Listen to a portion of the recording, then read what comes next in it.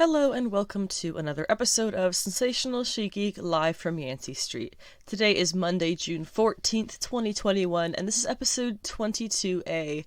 This week we're going to start things off with actually The Bad Batch, episode 7, which premiered, this will be the episode that premiered this past Friday on Disney+. And then after that we're going to go into the comic book pull list for the week, when there is a lot of very great stuff to talk about, and I'm very excited to talk about it. So then after that, if we have time, this may be a short episode, it may be a long one, I'm not really sure how long I'm going to ramble on things for yet, but we'll see. If we have time at the end, I may talk a little bit about the Avengers Campus reviews.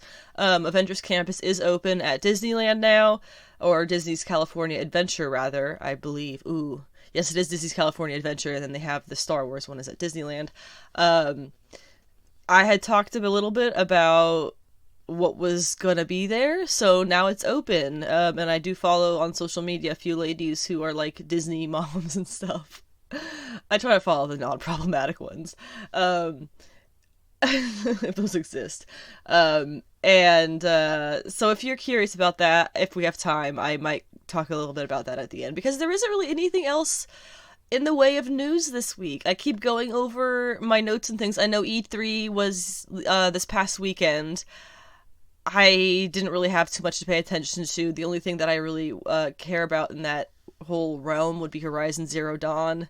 And we've already kind of seen what they have coming for that. So, and if you were looking at all for my Wonder Woman Mezco review, I had said on the last episode that it was going to be up this weekend, and I obviously did not get that up on my YouTube page yet, because I just kept having too many interruptions when I was trying to film it this past Saturday, or this past weekend, really. So I'm going to have it up at the very latest by this coming weekend. There hopefully will be no reason that I won't have it up on Wednesday, which is what I'm kind of planning right now, but just in case, we're gonna go with this weekend, if at the very latest.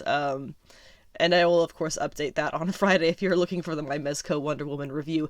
I will tell you, though, she is fabulous. This is the last Wonder Woman I will probably ever need. She's awesome, so I'm excited to share that video with you whenever I'm able to actually get it finished up.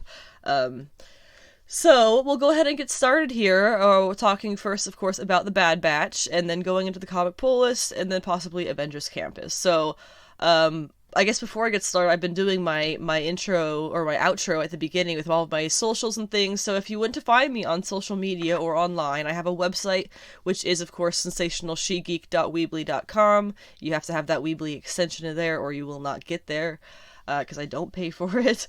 And then you can find this podcast anywhere podcasts stream except Pandora, and that includes YouTube. As you may have gathered, I do action figure reviews and stuff on YouTube as well.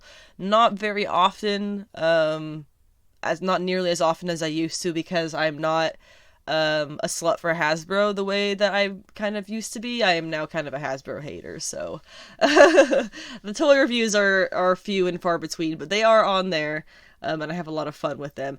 And then if you would like to find me on social media, I am on Instagram at Anna with the Comics, and I am on Twitter at Savage She-Geek, because sensational was too many letters. So go ahead and check those out. I also have a TikTok, but it's not really something that I use, so there won't be much point to that. But anyway, let's go ahead and get started with our Bad Batch episode 7 discussion.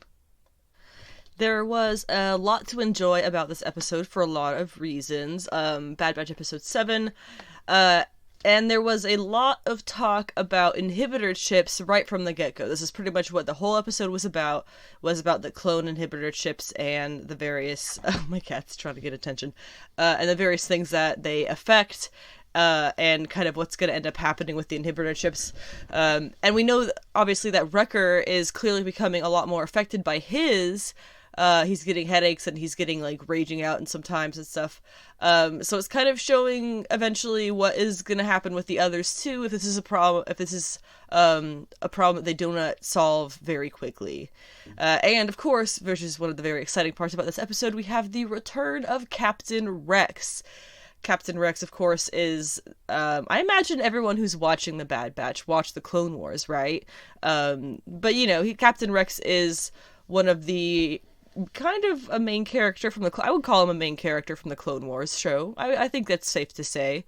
No live action of him yet. He is a good friend of Ahsoka. So we kind of figured that Rex would be showing up in the show. Obviously, he's older than these clones. He's a kind of original generation one. So we kind of knew he was going to be coming. We weren't sure how that would tie into it, and this was it. So this is really fun. He was apparently called in by the Martez sisters after they encountered Omega and the Bad Batch in the last episode, if you remember, and they're friends with Ahsoka, which is kind of how we met them initially, was their first interaction with Ahsoka at the last season of last season of the Clone Wars. But there's no mention of Ahsoka in this episode at all, although we can pretty much imagine that Rex has been in contact with her if he knows and is familiar with the Martez sisters and they are familiar with him. That is probably a connecting link between the two of them. So Rex is pretty much meant to be the character who comes in now to help kind of fix the situation that they're in with Wrecker and the inhibitor chips. And Rex meeting Omega was really fun too, obviously, because he's never seen a female clone before. This is unheard of. And she, of course, being so young and so different from the other clones, she thinks it's kind of funny, or I suppose interesting, that he is a first-generation clone, much older than the Batch, and especially much older than herself. There was some discussion in our household after watching this episode about the aging process of clones, because we know that they have kind of the inhibitor chip. Isn't it the inhibitor chip that also affects their aging, and when they get to a point where they are getting old, too old to be involved with the fighting and stuff, they just kind of age them off and let them die, right? So taking the inhibitor chips out would fix that. Is that right? In any case, the Rex and the Batch, they're together. They're able to, steal standard stuff for the show at this point. They're able to steal what they need to fix the situation. And this, at this point, it's Wrecker who is the situation. But they aren't able to get to him and save him before his chip does finally trigger and his Order 66 command turns on fully, turning him on his own team and brothers, really. It was very wild to see him go full, Palpatine bootlicker on his brothers like this, calling the other Batchers, I guess, traitors and scum and all kinds of horrible things like that. And it makes me think, God, how different their world would be if they were just regular run-of-the-mill clones. So lucky for them, they aren't. And Wrecker, he even goes after Omega while he's having this moment, with this chip triggered, he goes after Omega at one point, not recognizing her in the slightest, it would seem, as she pleads and tries to remind him of their friendship, because they've obviously developed a really strong friendship already so far in the show. And things could have gotten really dark here really fast.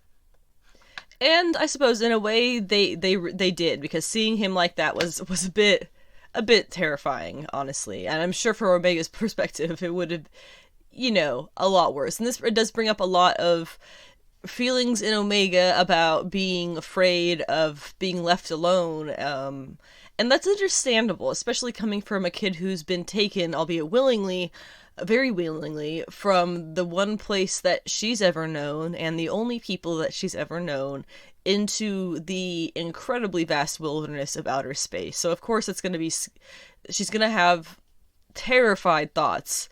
And that's going to come out, and I'm glad that they're showing that. It was also really good to hear that Wrecker, after this whole kind of thing goes down, Wrecker actually was fighting the inhibitor chip, the whole time while he was having that kind of fight with the Batch and trying to kill them, I guess. Even if it didn't look like that, he said later he was trying to fight it the whole time.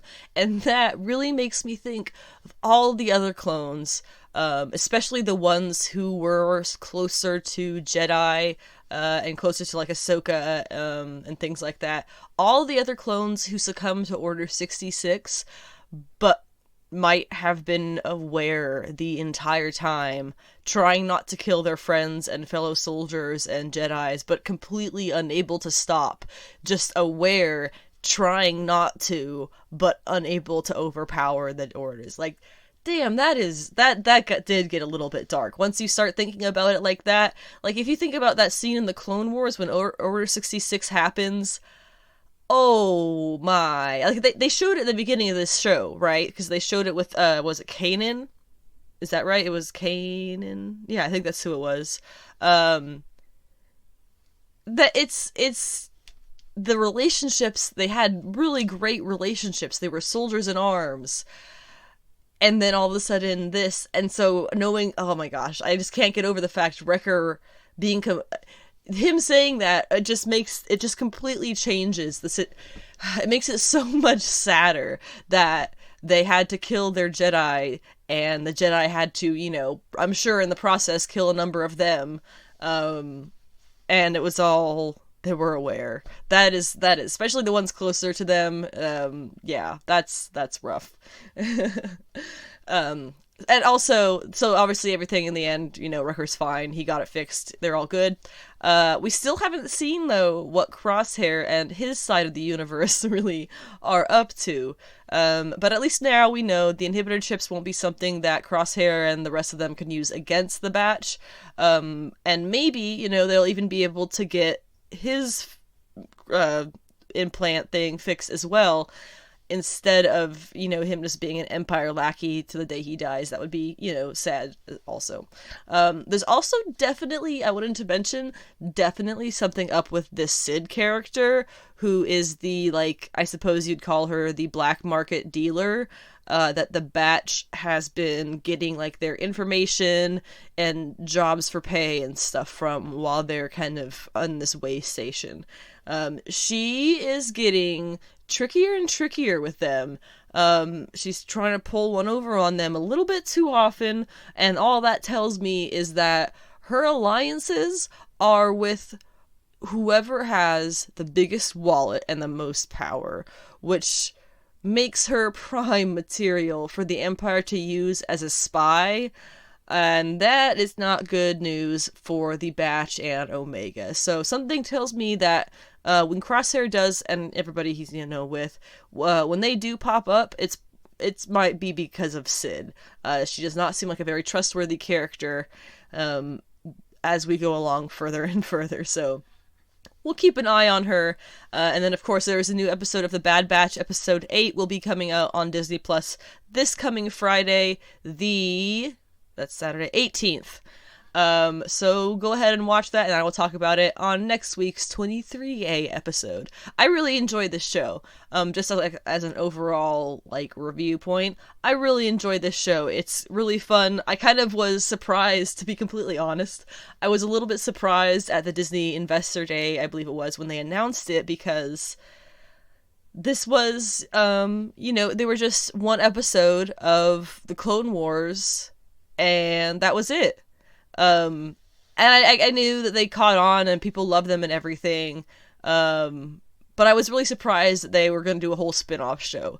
And I'm very happy to say, completely honestly, that this makes this show, The Bad Batch, fits perfectly in with their Star Wars universe the way that they've built it. Screw the Skywalkers. You don't need them in this stuff to make it Star Wars. And this show is only proving that more and more. And it really just makes me really excited for the upcoming Disney Plus Star Wars stuff that we're going to be getting. There's Rangers of the Republic, I'm pretty sure we're still getting. I hope that they put, what's his name? The guy who played Appa on Kim's Convenience. He was in Mandalorian, right? I would really love for him to be in Rangers of the Republic. I think they said he was going to be in it. I don't know. We'll see. There's a couple other shows for Star Wars that are going to be coming out, I believe, including a Taika Waititi movie. But there's so much good stuff to look forward to in Star Wars. I know people, the fandom menace and everything, but I appreciate everything that is coming out good, and I would say The Bad Batch is definitely on that realm of good things.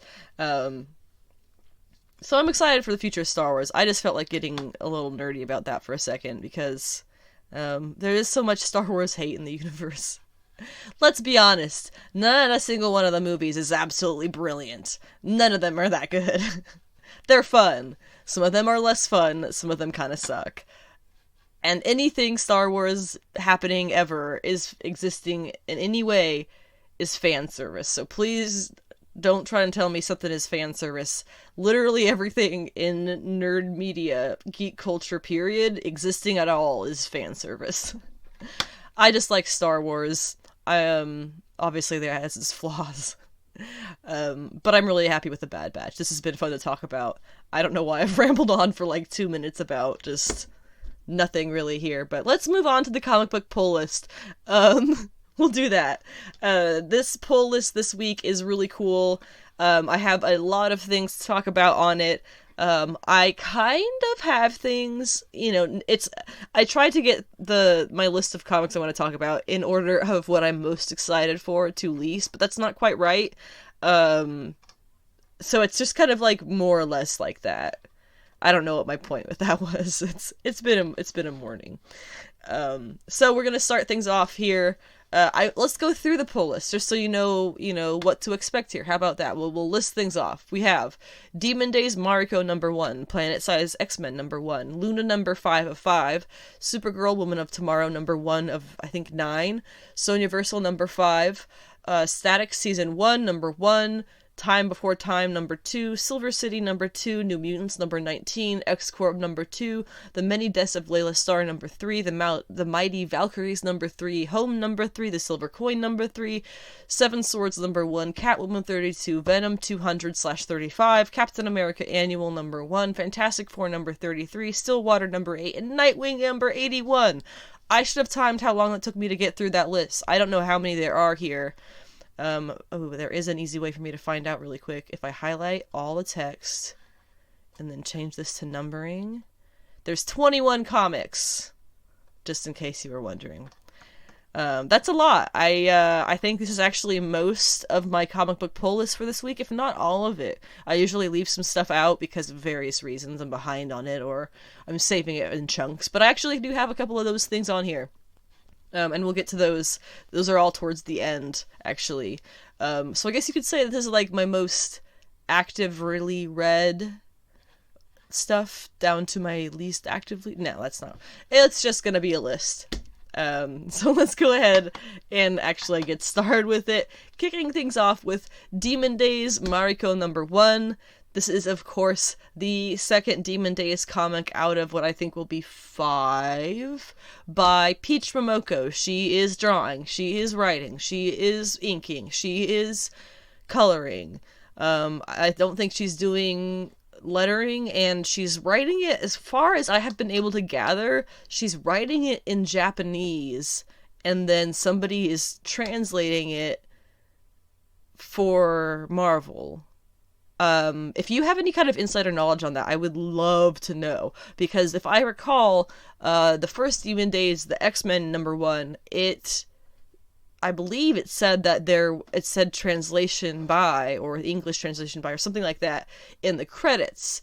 And of course we know that Peach Momoko is Japanese, and she doesn't actually speak too much English as far as I can tell. I know that when she does her live videos to show her art process, she has a translator there with her. So my assumption here is that she writes it in Japanese and then it is translated into English, which to my perspective is really cool, because this is Marvel testing the waters, I'm hoping, in getting into more manga-like stuff. I know they've done like Marvel anime style things in the past for animated stuff on TVs and things.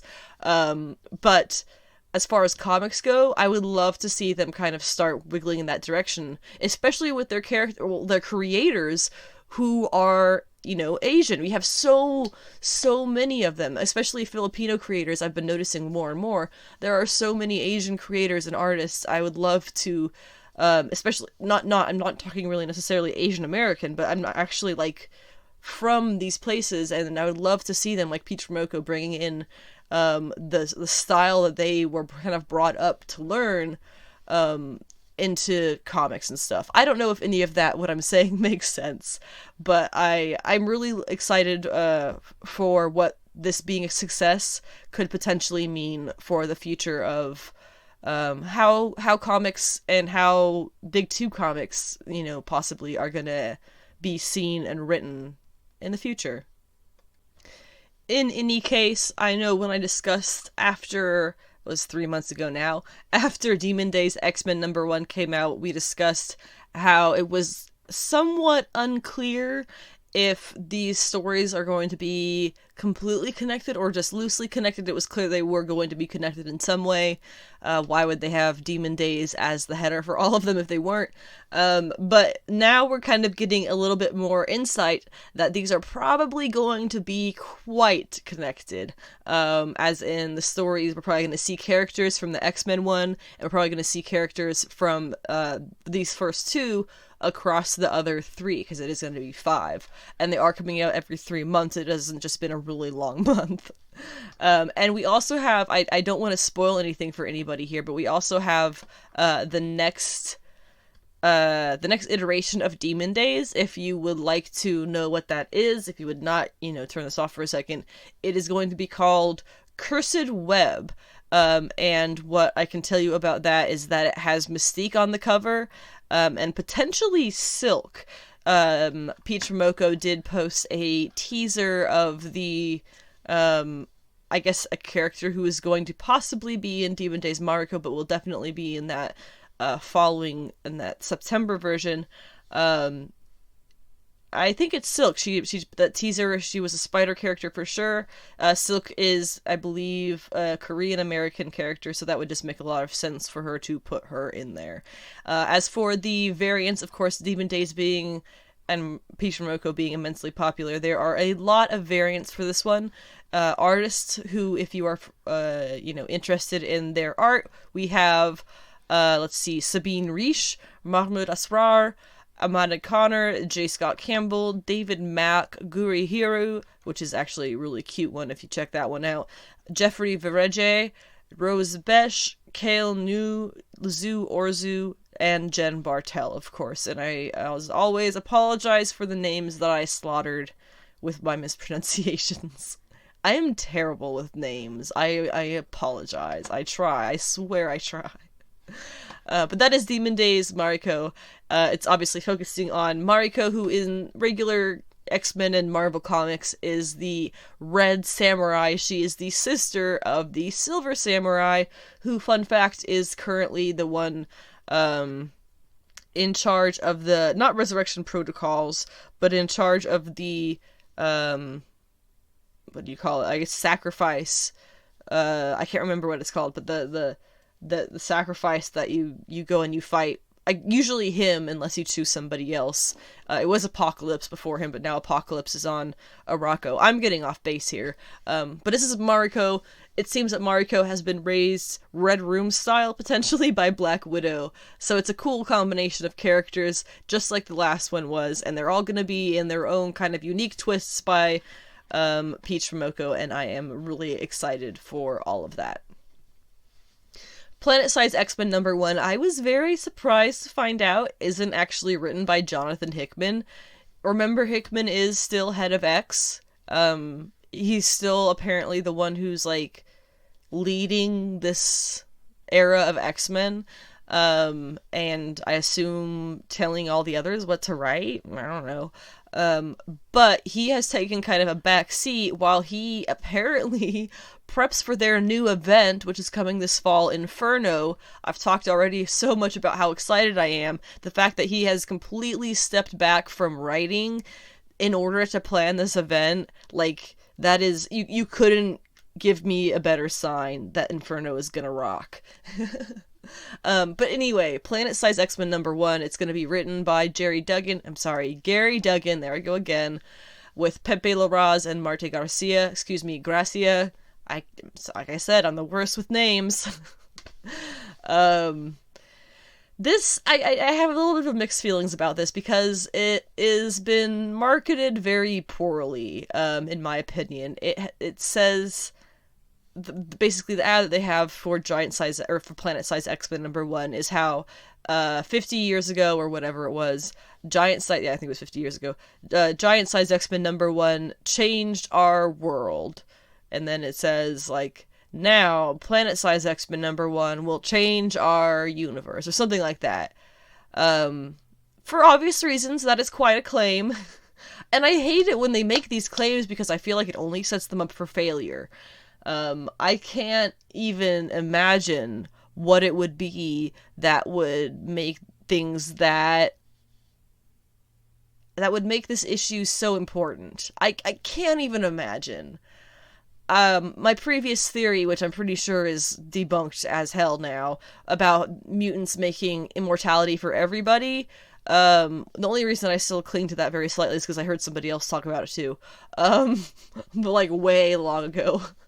I don't think that's gonna happen, and I don't think that would be something that would rock the Marvel Universe in such a way that it would actually be a bigger deal than Giant Size X-Men, you know? The part of the reason that Giant Size X-Men was a big deal was situationally, they were bringing in a lot of new stuff, and that's not really what's happening here. There's no room for them to be bringing in new things, like, in a way that's gonna rock the foundations. I don't see it. And that is coming from me, an enormous Jonathan Hickman and an enormous, what are we in now? Reign of X fan. I just don't see how this is going to be as big of a deal as they say it is. I really don't.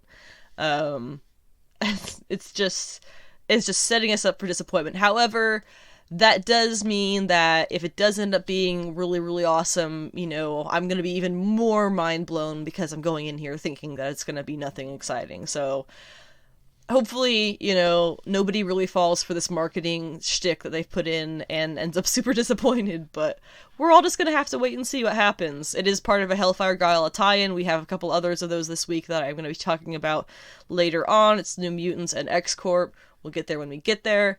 But this Planet Size X-Men, I'm obviously going to get it. I'm obviously probably going to enjoy it, I'm sure.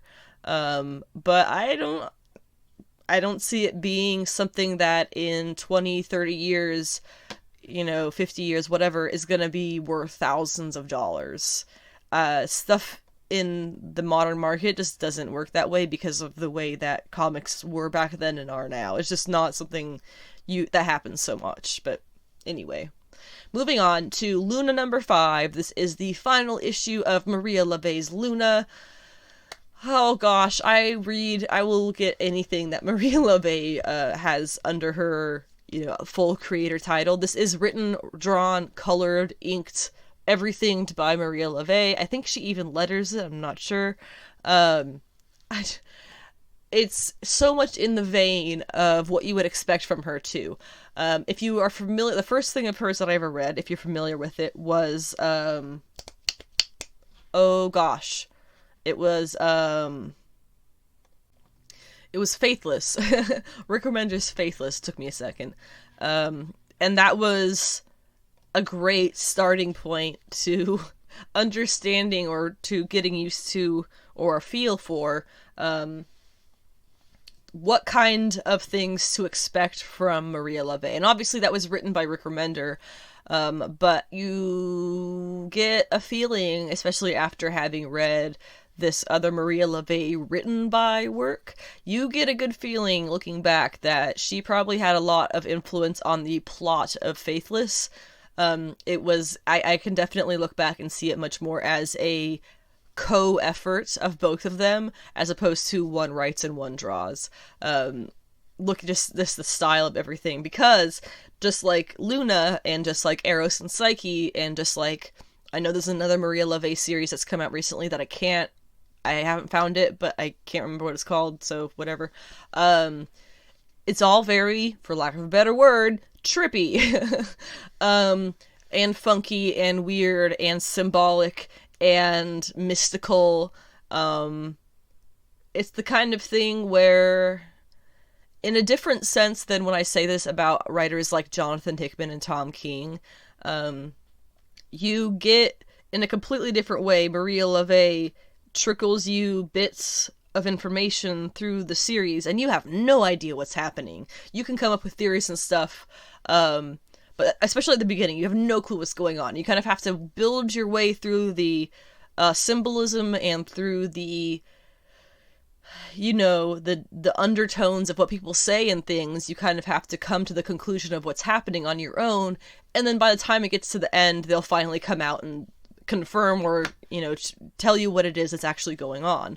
And I love that. It's very different than, you know, King and Hickman, because theirs is much more of a, like, higher level thinking, whereas Maria Llovet's, and I suppose we're commenders with her in Faithless, is very much more mystical, for lack of a better word. I say that, it's like the fourth time I've said that in this episode. I gotta stop. You ever get stuck on a phrase like that? Anyway, so Luna has been chock full of artistic symbology and symbolism. I don't think symbology is a word.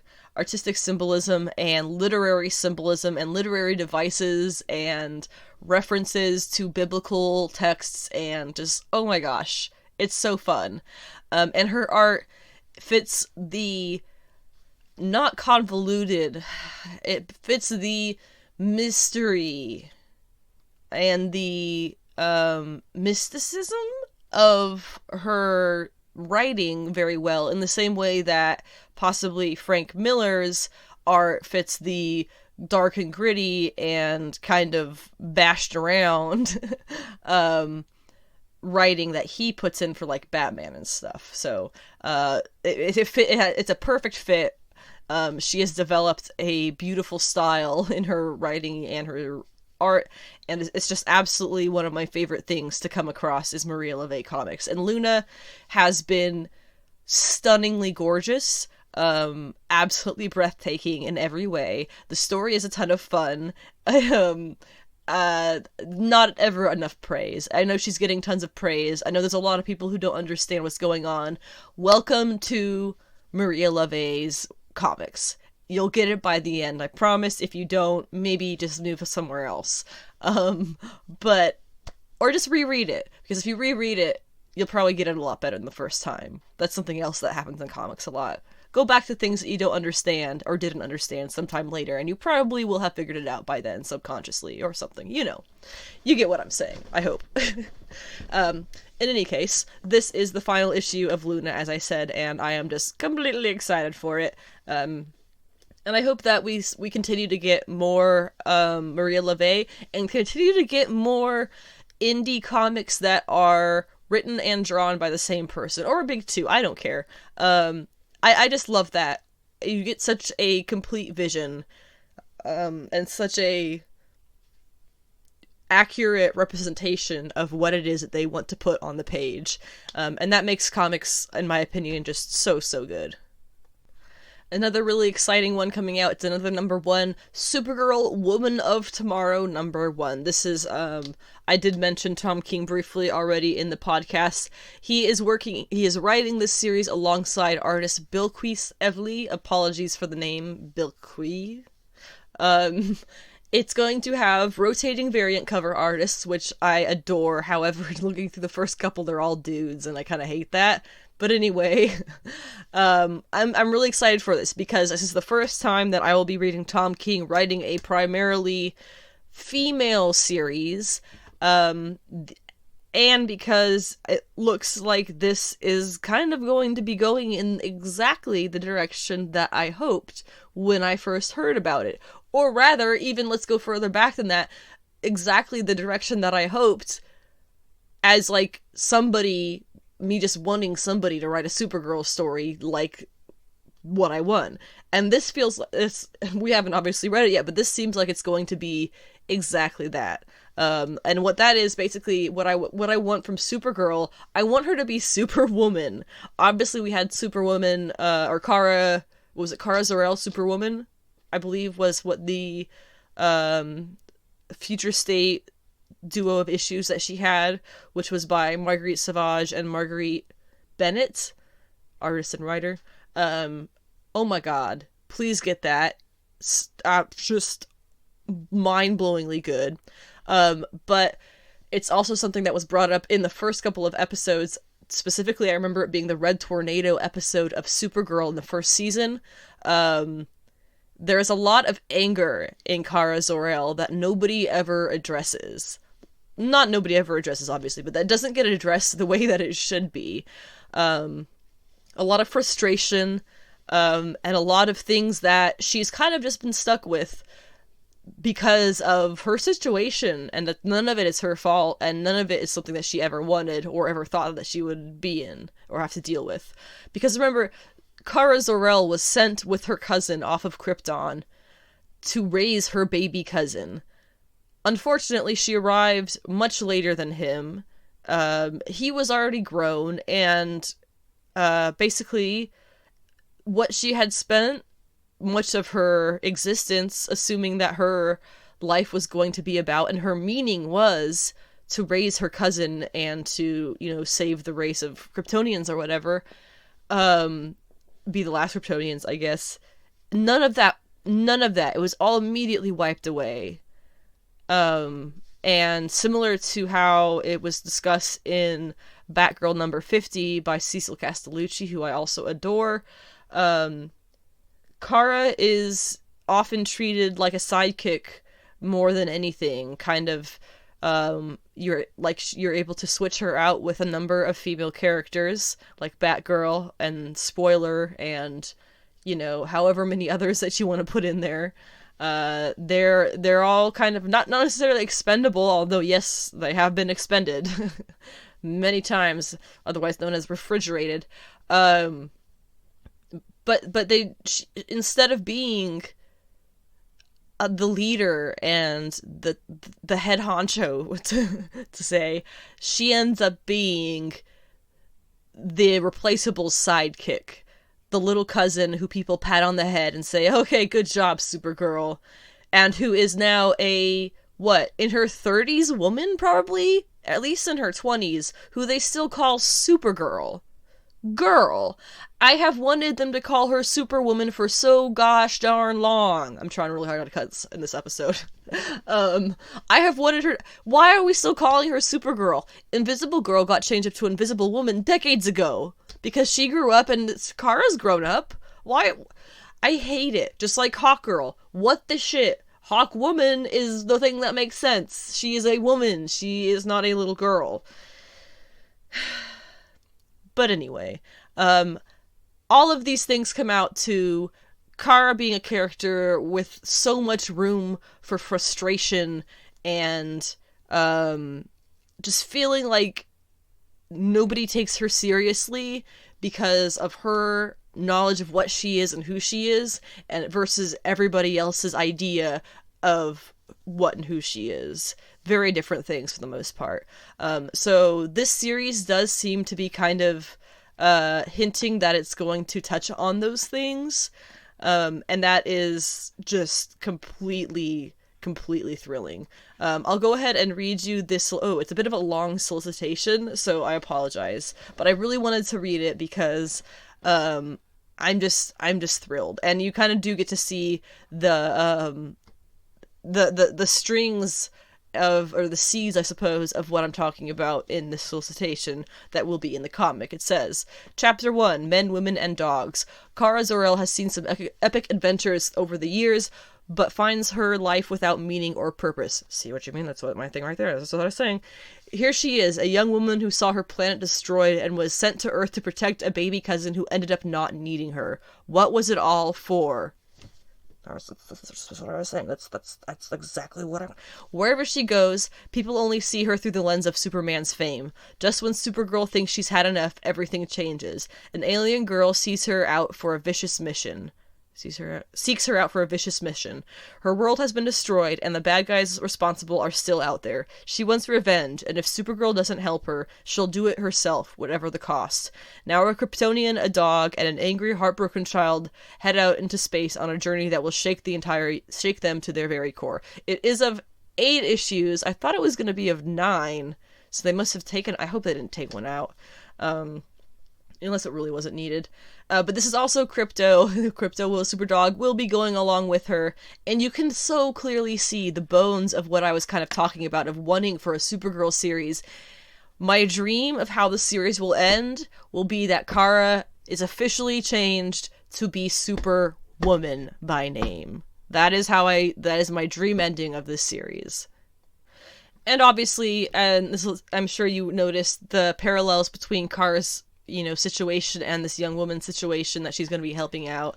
Very poignant, and just can't get enough. It hasn't even started, and I'm this pumped for it. So this is going to be good stuff. Sonjaversal number 5.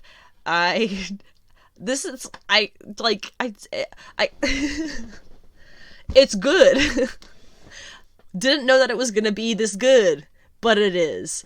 And I'm extremely pleased with that because it's so hard, it seems, to find Red Sonja stuff that I really jam with. The current Red Sonja series I do not jam with, which I won't get into. But this one I do. Sonjaversal being the wackiest, kookiest, weirdness that they could have come up with, basically. I love it. And to make things even better, this is the final issue in this arc, but the story is going to go on for at least one other arc with the same creative team of Christopher Hastings writing it and Pascal Quilano drawing it. They really, really phenomenal. I'm so excited to find out that this is not the last issue. It's just the last issue in the arc, and it will be going on for at least, we can imagine, 4 or 5 more issues. I don't know if it's going to be a limited series or if they're going to kind of do this as long as they can get away with it. But I am digging it, and I'm really wondering, once this arc ends, what the next arc is going to be. I know that the Devil Sonja is on the covers. They're, pretty standard covers for the guy who does them, Lucio Perillo. So they're nice, seductive Devil Sonja covers, but I wonder if we're going to be following a different Sonja, not Red Sonja, through the universe of Sonjas, or just into whatever she does. I don't know.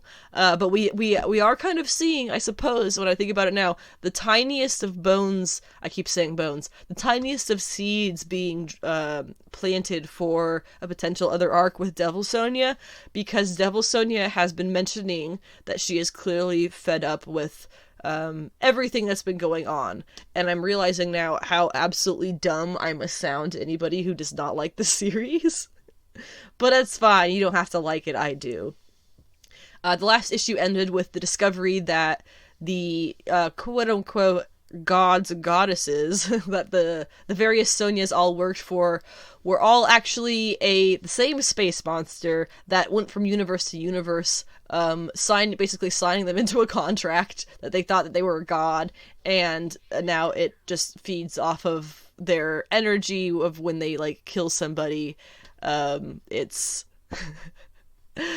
it's pretty kooky, but they're headed off to the moon to confront it was to confront their god, but then they found this out, and then a different moon opens up, and it's Moon Sonja, and that's what they're gonna have to fight, Moon Sonja, before they figure out how to end this battle royale that they're in, or whatever they're gonna do to wrap up this arc. I don't know, but it's kooky dooky fun. I'm making stuff up now. Okay, moving on. I don't do a lot of editing on this, can you tell? Static Season 1, Number 1 is one that a lot of people are very excited for, because this is Static Shock's return to the DC universe through Milestone, which is the DC imprint that Static and a number of other characters originally came from, and now they have reinitiated, I guess, Milestone into existence, and are kicking it off with Static Shock series. Static Shock is also apparently getting a show, if I recall, is involved, I think, produced potentially by Michael B. Jordan. I'm not entirely sure. He's involved somehow. But this Static, it's called Season 1 for whatever reason. Maybe it's referring to something I don't understand. But is going to be written by Vita Ayala, who is a fabulous non-binary writer, Afro-Latinx writer as well. So just perfect person to choose for this. There's not a lot of Vita Ayala stuff that I read that I do not thoroughly enjoy, so really great news to have them on this. And the art is going to be crisscross with Nicholas Draper-Levy, or Ivy, I think. So check that out if you are a fan of Static or the Milestone imprint, because the better that the series does, the more likely we're going to get more stuff like this popping out of the workings as we go through time. 2 indie books that are coming out this week that they came out the same number 1 and now they're on the number 2s is Time Before Time number 2 and Silver City number 2.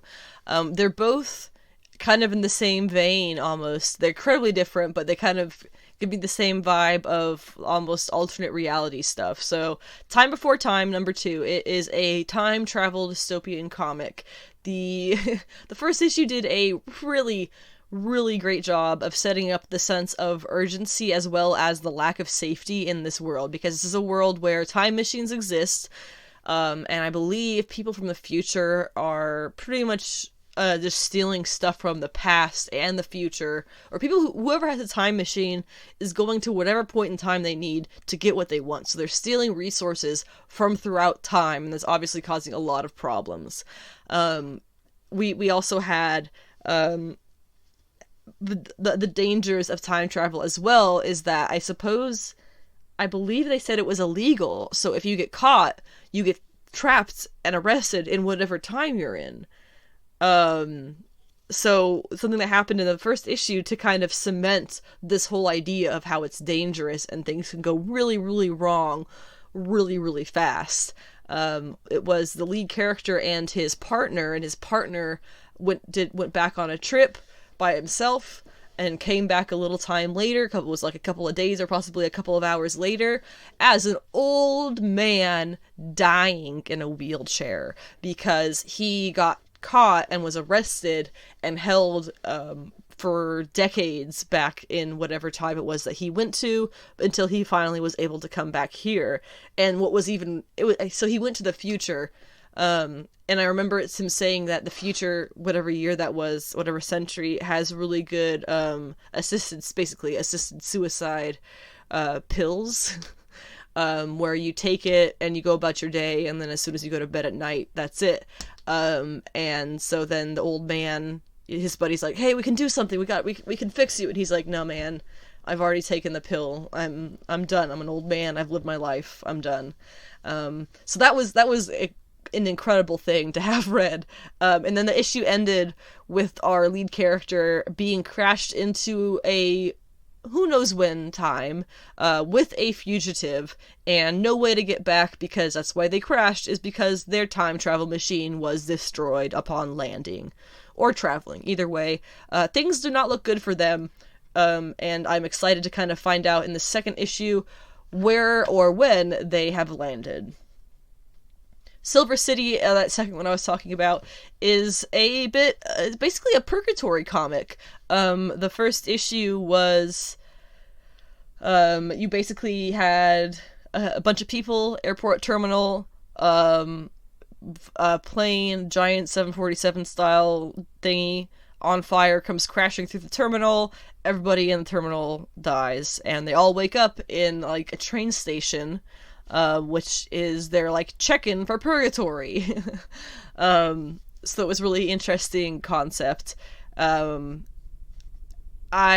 don't know, there's a lot left to be built. There's not a whole lot of plot that's been built, aside from this is now where the lead characters we're going to be following are. We have yet to see what they do or anything like that. If you can hear noise in the background, I believe that's a helicopter. You might not be able to hear it. So either way, or in any case, this is something that was kind of funny. I distracted myself. It was kind of funny because my husband and I actually watched Tenet. There's so much I could say about Tenet, dude. Oh my god. A few days, and I'm not talking about liking it either. We watched Tenet a few days after I had read this issue, and it was super crazy because, spoilers I guess, but there was a scene that was so reminiscent from the comic but like from a different angle, because it was a plane crashing into a terminal ablaze. I have no idea in Tenet what happened after that. People died or what, I don't know, but in the comic that's exactly what happened, and I just, I thought it was kind of funny that same thing that happened in Tenet, which is not a movie. If you like to watch movies with your friends and kind of like point out the fallacies, watch Tenet. You will have so much fun. I promise. In addition to Planet-Size X-Men #1, the two Reign of X books that are coming out this week are New Mutants #19 and X-Corps #2. New Mutants #19 is another Vita Ayala book. They are just killing it with the New Mutants, whatever it is that's going on in New Mutants right now, I guess the plot. And this issue, standard writer with Vita Ayala is Rod Reis, and this is actually going to be with Alex Lins instead of Rod Reis. So I'm hoping that Rod Reis has he's able to do a lot of different styles, but the way that he kind of does his New Mutant stuff is very much in the way that Bill Sienkiewicz did, or does, rather. He's still alive. He's not that old, but Rod Reis can kind of mimic the Sienkiewicz style for New Mutants very, very well, and he still does that on this run of New Mutants. So I'm kind of hoping that this Alex Lins person is a similar style artist. Potentially this is the person who designed the Hellfire Gala outfits. And I have to say, the New Mutants Hellfire Gala outfits are my absolute least favorite of all of them. I like Magic's horns, but the rest of the outfit doesn't make sense. I don't think anybody else looks any good. So it's possible that that's who this Alex Lins person is, which is a little bit scary that the whole issue is going to be by them. But we'll see. I could be surprised and like it. But I know it's still Vita Ayala writing it, so odds are I'm going to like it anyway. And like I said, it is a Hellfire Gala tie-in. All I want from this is just a lot of magic. She is like probably my favorite X-Men character, alongside like Madeline Pryor. So I just want a lot of magic in this issue, and I'll be happy. We also have X-Corps #2. This is by Teenie Howard with art by Alberto Foce and Sunny Go on colors. Sunny Go is often found on the X-Men stuff. I think Jonathan Hickman must really, really like his work. Or possibly just the editor, whoever the X-Men editor is. This X-Corps is kind of the business corporate side of Krakoan mutant stuff, focused on the characters of Warren Worthington / Angel and Monet St. Croix. I think it's St. Croix, / Penance. So if you like those characters, this will definitely be one that you like. And I imagine this is also going to be a Hellfire Gala tie-in as well. So it's going to be a fun party-themed issue. All of the Hellfire Gala tie-ins have all taken place at the party. Just kind of seeing different perspectives at different times of the gala. I imagine until whenever it's over or something, and then we'll go back to things. I'm just saying lame things now. Okay, moving on. The Many Deaths of Layla Starr #3. This was a indie book that, as of the first couple of pages, I knew was something special. Is by writer Ram V and artist Filipe Andrade. Again, I apologize. So much good stuff. It is tying in, Hindu gods and mythology in with the real world realities of the Indian caste system, and I really enjoy it. The art is beautiful, and so fitting, and the writing is shockingly perfect. It's so easy to read. Like, I don't even know how to describe.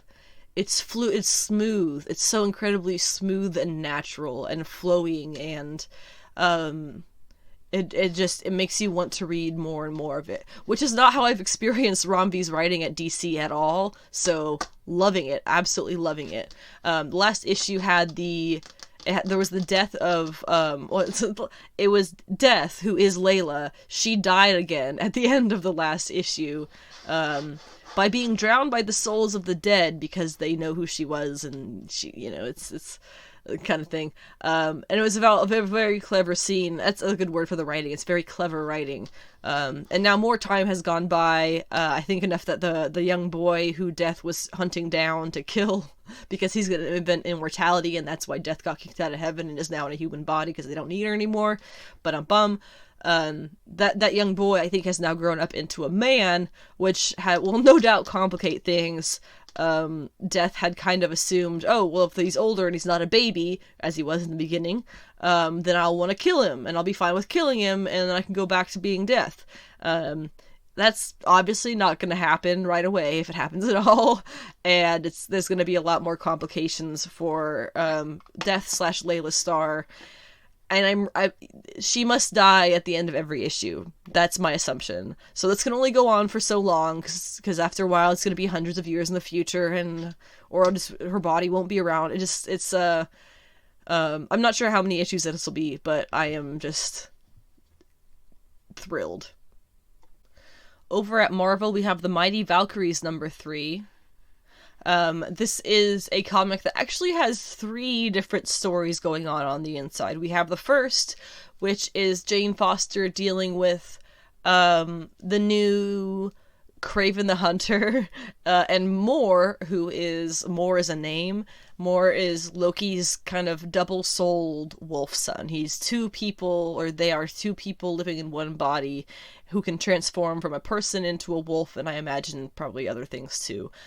Clearly has magical powers. Kind of tied into that plotline is the plotline for Karnilla, the wife of Hela, who for some reason is raising 2 magical stolen babies in a hidden oasis in hell.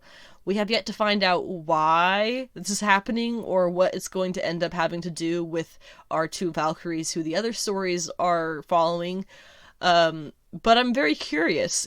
They're doing a fantastic job of writing in a way that makes me extremely curious as to what she is up to and why she's doing this. And obviously the reason that Mor helped her at all, as we saw in the last issue, was for his freedom, or their freedom, I suppose. So that's not too much of a mystery, but what is she doing? Just wants to be a mom, but doesn't want Hela to be a mom? Okay. And then the third plotline we have is Runa, who is the new Valkyrie, who was from she was from Brunhilde's era of Valkyries, one of the original Valkyries. She, on her plotline, she is trying to rescue the father of her former / one and only true love, who was a Valkyrie herself, and the father figure here, he is an oracle. And so the planet, who has him for a lot of reasons, does not want to let their oracle go. Their entire planet industry is based around him, tourism and everything. So she is kind of fighting her way out of that. And like I said, there's clearly going to be some kind of connection between the Jane plot and the Runa plot to the Karnilla plot, with the 2 babies, but we have no idea why that's going to be yet. As for how long this series is going to be, not a damn clue. I imagine 6 issues. They tend to kind of do things in those increments. And I believe the Mighty Valkyries was 6 issues. It was either 5 or 6 issues, so it'll at least be 5. Hoping for more. I really, really enjoy. It's written by Jason Aaron and, oh boy, Trolling Grobeck. I apologize for that mumbling because I couldn't figure out how to say your name. You can't tell who writes what, specifically. But I really enjoy the pacing of this. All 3 stories are paced very well, and they all seem to be headed in a direction that will combine them eventually. I have no idea how they're going to end up being related, and it's kind of nice. It's kind of nice having that open for a surprise. Home number 3. This is an indie comic that I picked up because it said it was about a Migrant Boy coming to America, being separated from his mother, and dealing with superpowers emerging. At this point in the series, he has escaped the detention center at the border. His mother has been sent back to, I believe they came from Guatemala. I could be wrong on that. I'm just using my brain to remember. Oh boy, words. The little boy has escaped the detention center and found his aunt, who is in America in Texas. And she seems to have a little bit of knowledge about whatever is going on with him and his powers, and how that may have to do with how his father, or why his father had been killed back home. So there's obviously a lot about the treatment of immigrants coming to America here that I don't need to explain. It's very obvious. But there's also, what was not really expected was this kind of additional plot development of how deep his powers are. It's not just, oh, he's developing powers. There's more to it. He's developing powers, and they're connected to the murder of his father in their home country and why they had to flee their home country. So there's a lot more plot here than I kind of originally thought or expected, and it's really good. The art is really good, and the way that the writer kind of handles the interactions between immigrants versus border patrol and, white people versus non-white people. It's all things that are unfortunately accurate but well handled in this comic. The Silver Coin is an anthology series, by which I mean each issue is different. However, they are all, drawn by creator of the series, Michael Walsh. They will follow different people who interact with this, I guess you could say, haunted silver coin, and what happens when they interact with it. So last month's was Kelly Thompson, and she did the writing, and this month we have Ed Brisson doing the writing. Let's go ahead and pull up the solicitation to see what it says about how the Silver Coin is going to be screwing with people this time. It says, after a home invasion goes bad, the mysterious coin helps its new owners outrun the law, but it's leading them down a much darker path. Obviously a ton of room there for this to be ridiculously creepy.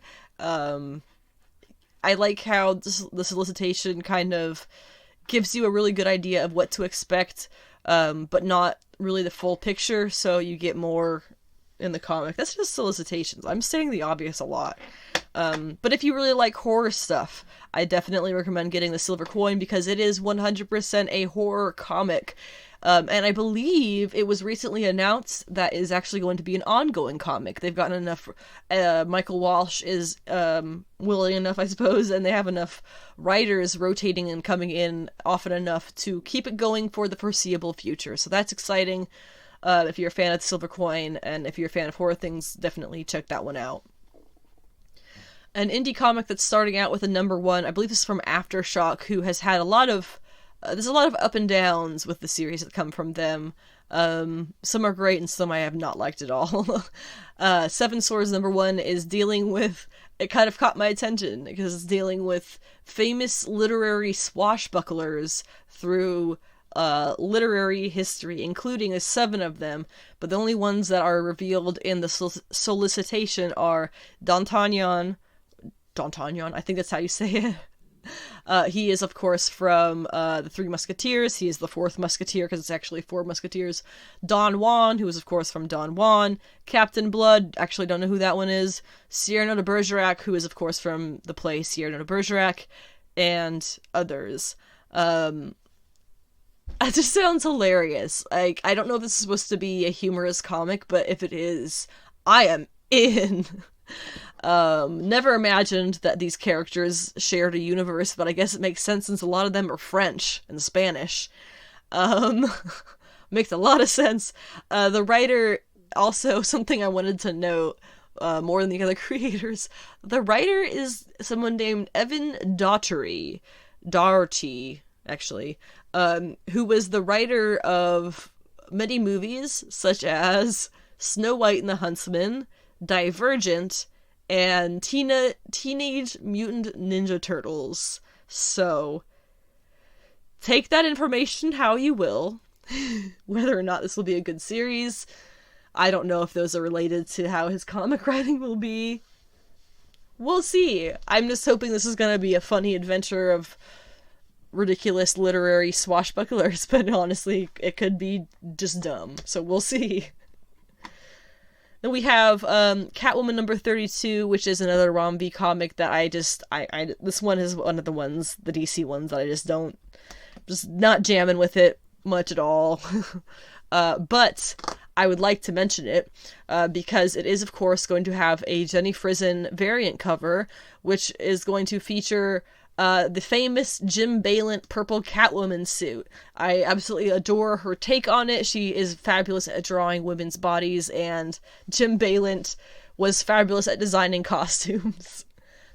Not so much about the women's bodies part. But the combination of their talents here makes a fantastic cover. Plus, it's a lot of purple and green and black and like neon stuff. So I just dig it so much.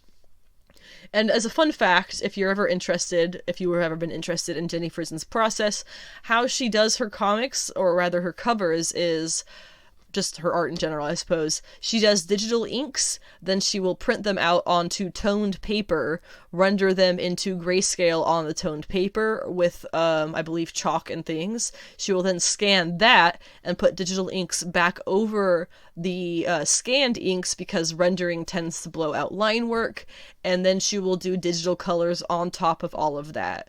So I think it's kind of a complex process, but it's, in my opinion, really impressive, and is definitely how she gets that very recognizable style that we all know and love her for.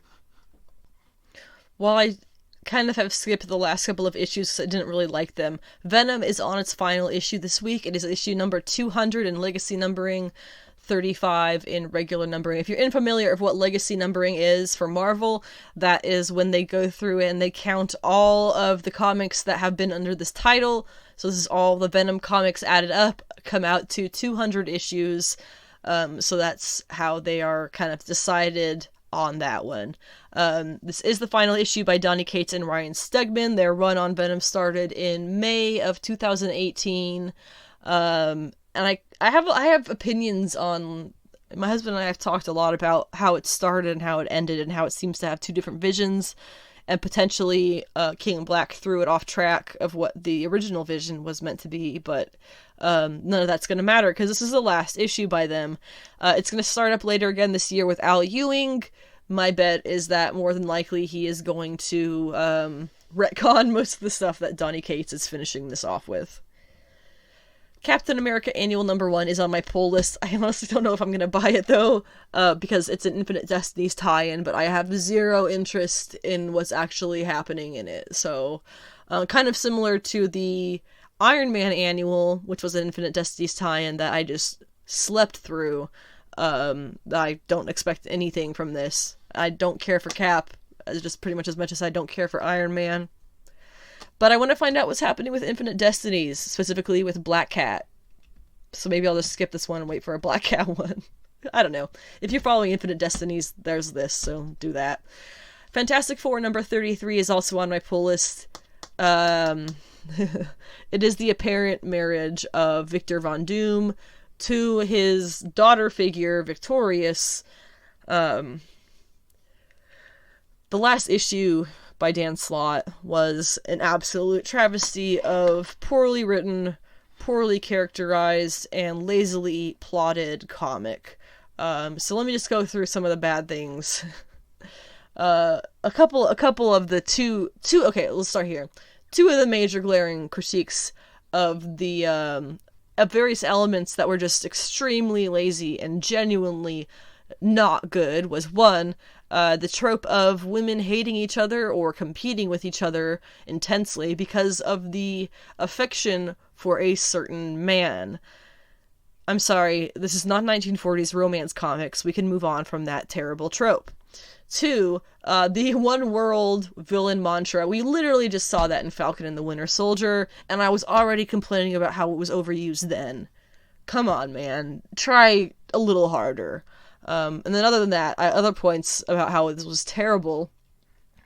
In the past, Zora Zarkova, who is victorious, was specifically characterized to care more about Latveria than Doom itself, saying that she would protect it at any cost, even from Doom. She also is not Latverian herself, which was for some reason something that Slott kept referring to her being Latverian, as she, in the last Doom series, she made that exact vow of protecting Latveria from Doom after Doom had commanded her to kill her own mother, who was a traitor from a neighboring enemy country. And here, in that issue, Dan Slott had reduced her to a brainless bootlicker of Doom who lives only to serve him, which he practically had her say word for word. She was written completely brainless, like a mindless fangirl. There was some weird scene of Johnny either getting in or out of her bed, which the art was so bad you couldn't honestly tell what was happening if he was getting in or out of her bed because there was no indication. You could not fucking tell. I'm sorry, I didn't mean to do that. I've been doing good until then. That's pretty bad if you can't tell based on context clues from the writing or the art what the hell is happening in the series. That is really not good. And it doesn't match up with any of Zora's character development, if really either way.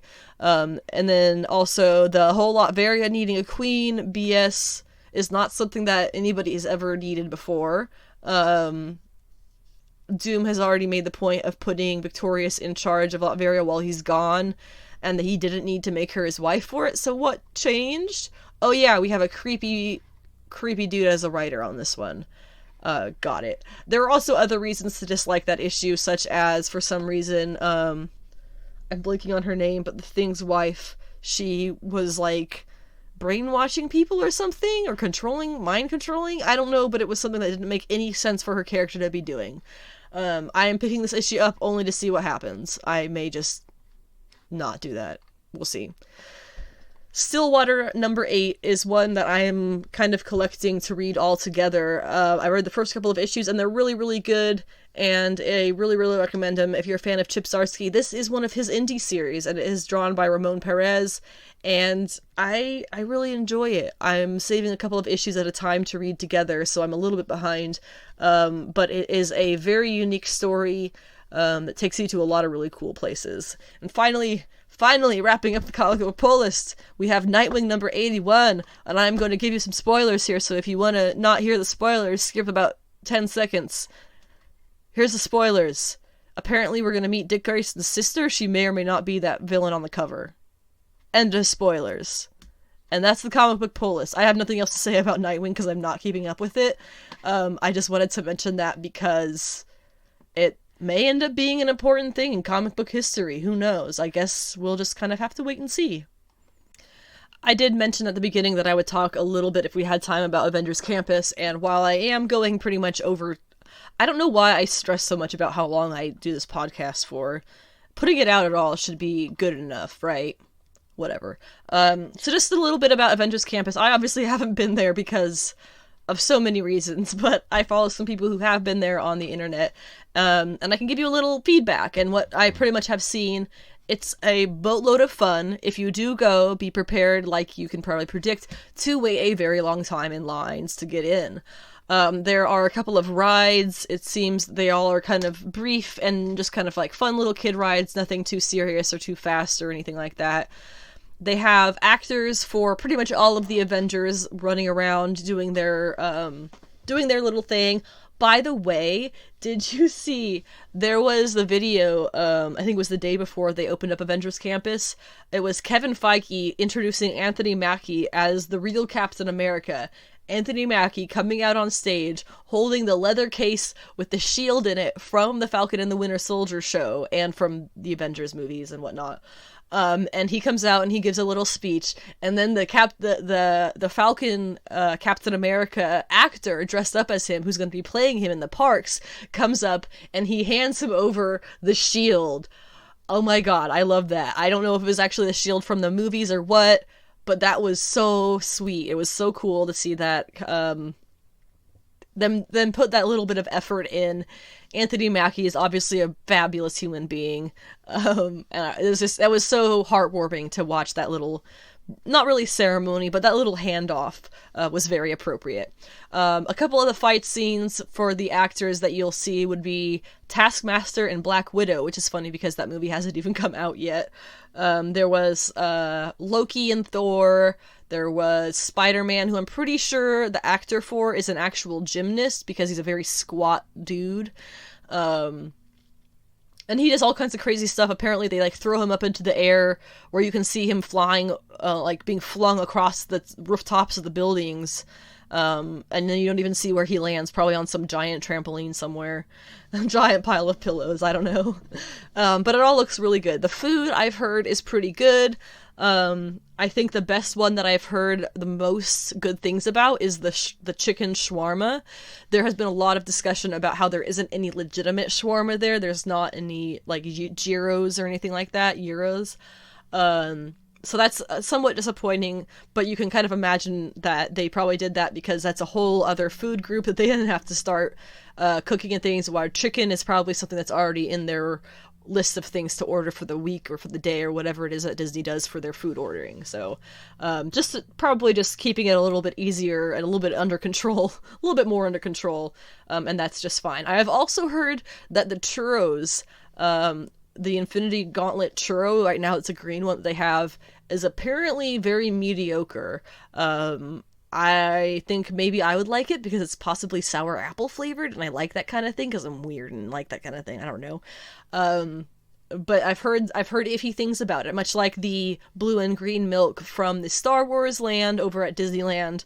It seems that the churros are a bit questionable, up to your preference. But other than that, everything that I've seen food-wise has been really positive. That was my AC cutting on for a second. But yeah, other than that, everything seems really good. I am dying to try some of the snacks myself. I'm not going to be going anytime soon, so if you guys go, please let me know how it goes for you, because I will live vicariously through the people who can show up, and that's just fine for the time being. That wraps up this week's Monday episode of Sensational She-Geek, live from Yancey Street. I will be back again this coming Friday, which is the 18th, where I'll be talking about this Wednesday's episode of Loki. It'll be episode 2. Lots of things to discuss, I'm sure, because that show ended up being quite a bit better, or rather more interesting, than I initially imagined. That could just be my fault because I'm an idiot. Or a doubter. I don't know. But that's coming out the 16th. We'll talk about it on the 22B episode on the 18th, as well as this week's comic books. Things that are going to be coming out tomorrow for DC on the 15th, and for everything else on Wednesday the 16th. So be sure to pick up your comics this week, and I can discuss them on Friday, things that I find to be good or relevant or newsworthy in comics. Also coming on Friday, hopefully, there wasn't really anything for it today, because it was a slow weekend, I guess, with E3, but I will be talking hopefully about whatever happens in pop culture news, MCU news, DCEU news, casting news, comics news, anything like that I get a whiff of. I will discuss also on the Friday 22B episode.